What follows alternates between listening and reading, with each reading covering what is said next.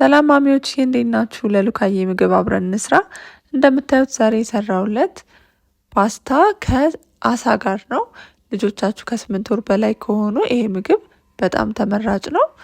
በመጀመሪያ ኦሊቭ ኦይል አረኩኝና ቲማቲም ከዛ ካሮት አርጌ እንደዚህ አንድ ላይ ጠበስ ጠበስ አረጋለሁ። ብዙ ማብሰል አይጠበቅብንም። እንደዚሁ ትንሽ ብቻ ጠበስ ጠበስ ታረጉታላችሁ። ከዛ ድንች ጨምራለሁ። ድንቹም እንደዚህ ትንሽ እንትን ካለ በኋላ የአሳ ስጋ ጨምራለሁ። አሳውን በደንብ ጣቡት፣ በሎሚም ዘፍስፉት እና ደግሞ እሾሁን በደንብ መልቀም አለባችሁ። ከዛ እንደዛ ካረኩ በኋላ ፓስታውን ጨምራለሁ። ፓስታውንም እንደዚሁ ትንሽ ማሰል ማድረግ ነው። ከዛ ውሃ ጨምርና አንድ ላይ እንዲፈላ እተወዋለሁ ማለት ነው። ወደ መጨረሻ አካባቢ ከፈላልኝ በኋላ ወይም ሊፈላ አካባቢ ብሮኮሊ ጨምሬበታለሁ። መጨመር ትችላላችሁ እናንተም ያላችሁን አትክልት።